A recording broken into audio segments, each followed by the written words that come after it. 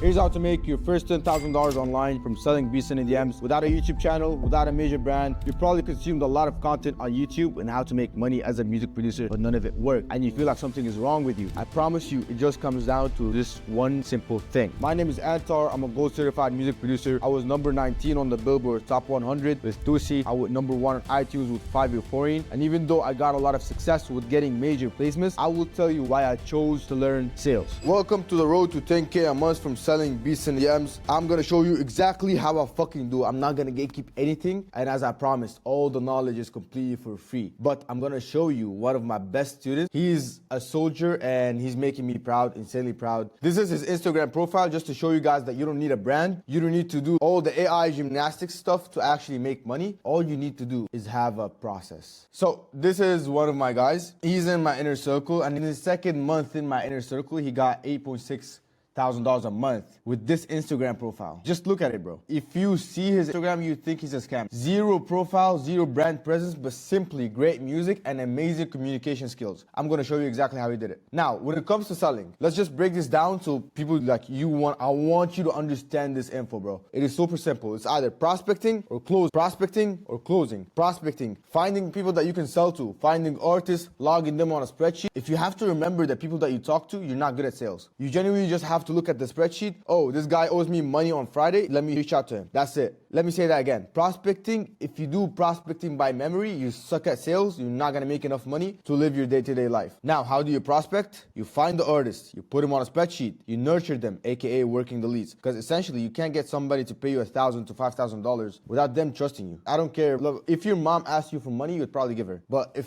some random little bozo fucking wanted money from you, you're not gonna give him to him. Why? Because one, you don't know him. Second, you don't trust him. What prospecting is not, it is not pitching in the DMs. I don't want to ever see you trying to sell in the DMs ever. Don't ask an artist for what's your budget or like whatever bullshit that you got going on. Don't do that. Now, it's overwhelming. I promise you, it's really not. It's simply just talking and having a convo. And also, one last thing, prospecting is also following up with the artist. Let's say you pitched an artist on the phone and he said, yeah, bro, I'll do it, but I gotta get paid on Thursday. And you probed and you found out that he actually doesn't have any money until Thursday or Friday. That's also, you go back into prospecting mode until Friday, and Friday you close. Again, on the phone, you don't try to close in the DMs. It's gonna be way harder. One, you're gonna be ghosted. Second, who's gonna pay you a high ticket in the DMs? It's gonna be super hard. So why do that? It's harder to sell $100 in the DMs from experience than selling 500 or 1,000 or 2,000 or 5,000 on the phone, okay? In the DMs, you never pitch or ask for money or ask for budget. The DM framework that I use, and I got that from Alex Hormozi. Everybody in business uses this framework from Alex Hormozi. Every setter, every closer, whatever. Alex Hormozi is like the father of everything when it comes to business. Acknowledge, rapport, and vulnerability, and ask. Let's say an artist told me like he's working on a project. Fire as fuck, bro. I would love to get on a vibe. Like ever since the New Year's, I actually haven't started on music yet. How far are you from finishing the project? In the DMs, all of that is in the DMs. Now, this sounds like a real convo. It doesn't sound like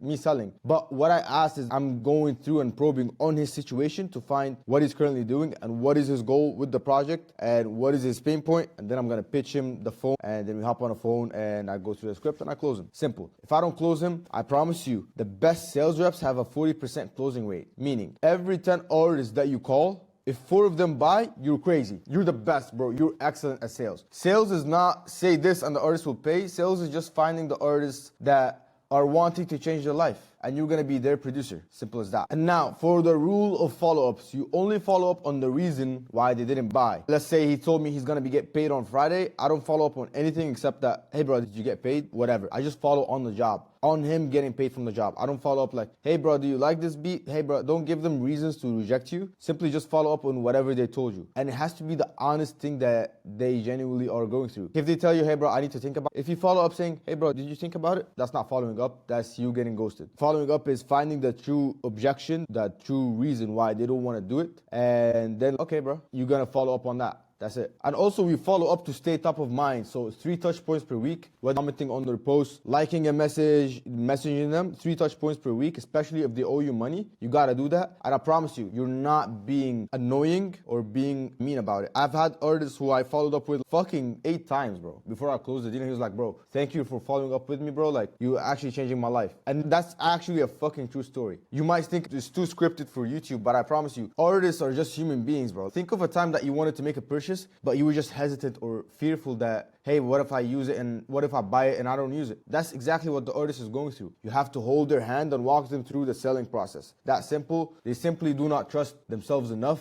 to make a hit. But that's why you're here. As a producer, you're the guy who understands music more than they do. This is why we do what we do. And guys, remember, please, for the love of God, just because you got a yes on the phone does not mean you close the deal. Always collect money on the phone. Let me say that again. Always collect money on the phone. If you did not collect the money, if you did not collect the cash, you did not close. I don't care if he told you, hey, I'm gonna pay you on January, in February, in April, when everything is gonna be wonderful and I'm gonna have the most direct path to blowing up as an artist. That is not closing. You are simply getting smoke screens, and I'm gonna show you in future videos, because this video I don't want to make it too long. I'm gonna show you in future videos how to specifically handle artist objections. I've worked on that with Daniel G, Andres Contreras Gracie, and I'm getting the best of the best material for you guys. And subscribe if you enjoyed. That's all I ask. I don't want nothing except you start making money and you messaging me, hey bro, I made like fucking 2K just from this YouTube video, and I'll be insanely fulfilled. I promise you, this is what I do it for. And yeah, this is exactly how to close on the phone. Biggest thing is you have to track your numbers. If you don't track your numbers, you don't know what to improve on, and you're gonna be saying like, bro, I wanna make 10K, but I don't know what to do. Fucking, oh my God, it's super overwhelming. Bro, it's not overwhelming. Just figure out what is your biggest pain point, what are you not good at, and just work on that. Work on that one thing for 3 months at a time. So the KPIs are like reaching out to 50 artists a day. You might ask me, how do you find 50 artists a day? Just go on Spotify. Spotify is literally Instagram, but for musicians. You can't tell me in 2026 you can't find 50 artists a day, bro. Even if you ran out of artists on Spotify, go on Instagram, look up the suggested profiles, and just follow on there. That's it. You also have to track the show up. How many artists you booked to hop on the phone with you? How many of them actually showed up to the call? Because if they didn't show up to the call, does not mean like they just didn't want to buy or whatever. It just means that you didn't do a good enough job nurturing. You didn't create urgency. You weren't top of mind enough.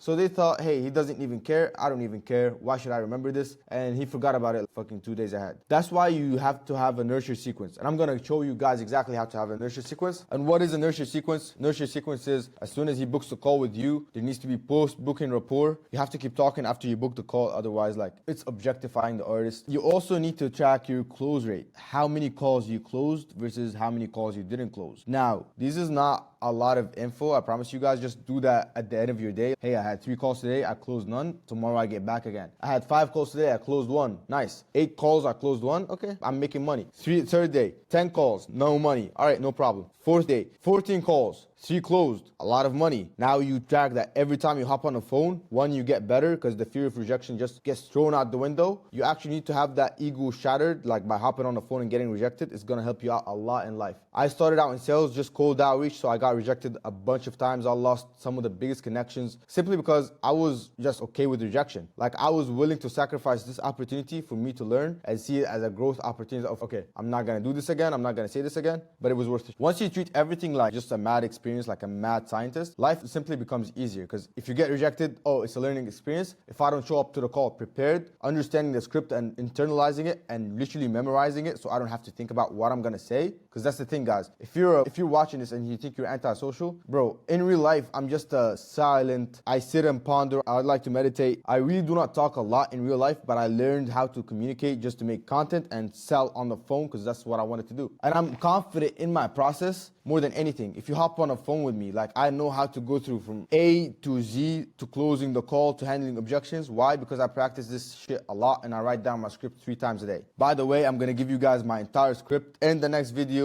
I promise you, you're gonna fucking make a lot of money just from subscribing to this YouTube channel. Unfiltered, you don't need to buy anything. This is all the info that I use in my day-to-day life.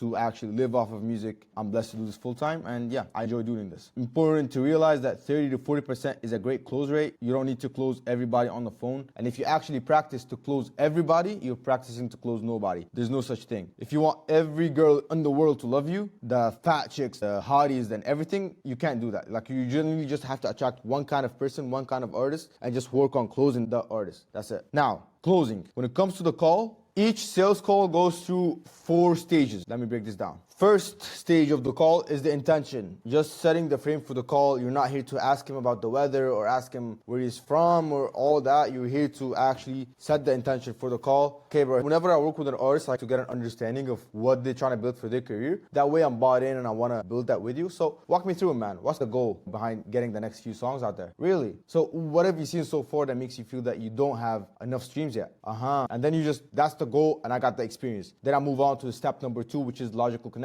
If he tells me he gets his beats from YouTube, I promise you these artists don't realize that's a problem. They don't realize that YouTube beats are compressed and they're not fit to be on the billboard, to be industry sound. You won't find a YouTube beat on the radio unless you got the stems and fixed it, but most artists don't do that shit. So the second stage of the call is to get them to understand that they have a problem of wherever they're getting beats from, that's a problem. And you ask me, Antar, why is it a problem, bro? What if he's working with producers? He's on the phone with you for a reason. If I have a girlfriend, why should I be on a date with another girl that doesn't know me, that never talked to me before? It doesn't make sense. So he's on the phone for a reason, and you have to make it so that he understands that it's a problem. If he says he's getting beats from YouTube, and what caused you to do it that way? Get beats from YouTube. You never had a producer. Okay, do you like it though? Like, besides not having the quality of beats that you want, do you at least like getting beats from YouTube? Really? So what do you like about it? And then you just go through the entire script that I'm gonna give you guys, that I worked on with my mentors, that's making us tens of thousands of dollars in my inner circle. And yeah, and if he said he's working with producers, how many producers you working with? Oh, bro, like I'm working with 50 producers. Really? So why'd you do that? Why'd you lock in with all these producers? And do you like it though? Besides not having the quality of beats that you want, do you at least liking with all of these guys? And if he said he's working with one producer, oh really? You're working with one producer? And how long you been working with him? And what got you into doing that? Why'd you only lock in with one producer? Really? So do you like it though? Like, besides not having the quality of beats that you want, do you at least like working with only one producer? And then like anything that he gives you, you have to flip it into the problem, which is, you could say it's manipulation, but it's really not. It's just like he's on the phone because he wants to get beats. You simply just helping him understand that you're the solution to his problem and that he got a problem. Cool? We got that covered. We move on to stage number 3, which is emotional connection. Now, whatever we do, we always have a vision for the future and something that we're running away from. Otherwise, there wouldn't be a heaven, there wouldn't be a hell. Throughout any religion, there's always a heaven and a hell. I'm a Muslim, so I truly believe this. So for us to do any kind of work in our life,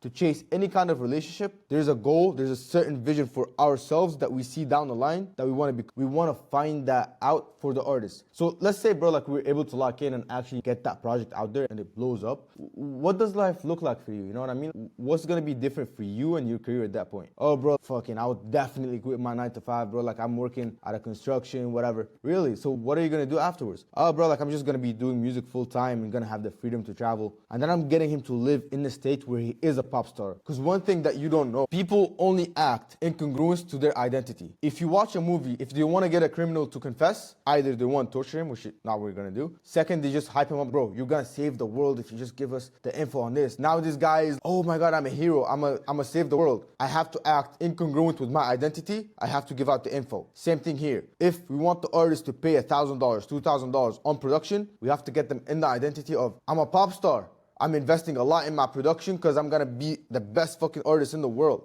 Now, I need to actually lock in with the producer because I'm making decisions from the identity of who I'm trying to be, not where I am right now. Simple, a little bit advanced, but I promise you guys, this is what sales is about. Sales is about the psychology behind it. It is all human beings. You watching this video, you have objections that you're giving to yourself, and this is why artists are not buying from you. One, you don't want to hop on the phone with them because you're scared that your communication is not good enough, which is an objection that you're giving to yourself. You need to handle your own objections before hopping on the phone. Second, you're not ready to invest your time into just applying this info. Why? Because you think like it's way above your head, it's for somebody else. I'm just trying to post beats on BeatStars and hope hope somebody buys it. You're not gonna make 10K a month that way, and even if you do, it's gonna take you years. With this, with what I'm giving you, I promise you, you have to try and fail. You're not gonna get that right in the first time. Nobody ever did with sales. Like, you have to get rejected. The more no's you get, the more you're like, okay, I'm getting no's, I'm getting fucked up on the calls. Let me actually get better. And then you get better on the calls. You learn how to communicate, you learn the verbal cues, you learn everything that comes with selling. And you, guess what? One call is gonna shatter all your limiting beliefs when you hop on one call and you make 5K. And you're gonna be like, what the fuck? Like, I just said a sequence of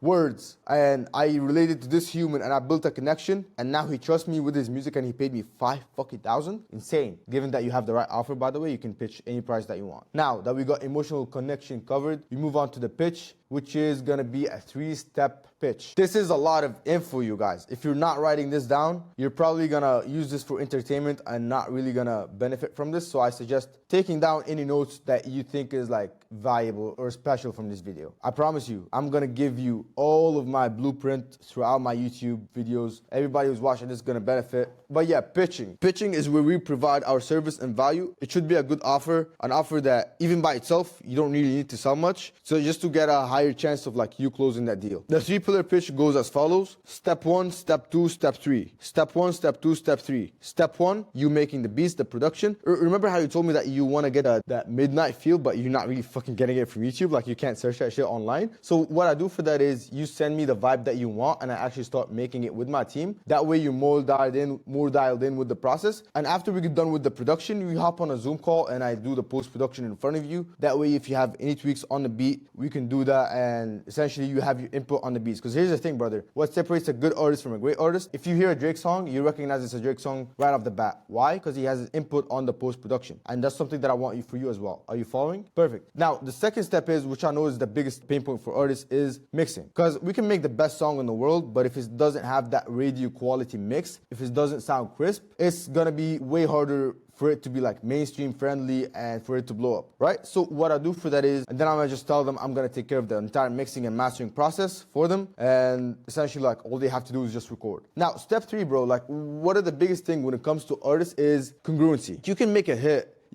hit that sounds fucking amazing, but if the marketing strategy behind it does not translate into what it is, not gonna blow up. And me and you know that. So what we do for that is we actually come up with marketing strategies to sell the story behind the song. Because essentially we're not just selling the audio, we're selling the story behind the song for you to build connections with are you following? Because let's say like people wait on Drake, they don't really know 10 Drake songs. Like, they just can't give up off the top of their mind, but they follow Drake and they care for Drake. Why? Because they follow his story. And what we're gonna do for that is we're gonna have like X, Y, Z planned for each rollout. That way we're dialed in with the streams. Before we even post the song, we're getting a shit ton of streams in, we're getting a lot of pre-saves in, and that way we have our entire fingerprint on every part of the process, from making the song to finishing up the song and actually releasing the song. Now, based on everything that I've covered, do you feel like this could get you to 500,000 monthly listeners? Really, what do you like about it? Okay, man, so the total investment to actually get you to that 500,000 monthly listeners and us finishing this project is gonna be $5,000, $2,000, $1,000. How would you like to proceed? You can give any price that you want, whatever you're comfortable on. I suggest saying it in a mirror and just actually like being loud about it. I suggest giving a price that you're comfortable saying. If you can say it to the mirror confidently without your voice like kind of shaking while you're saying it, that's the price that you can actually sell. It does not matter 500 to 1,000. It depends on like the market, but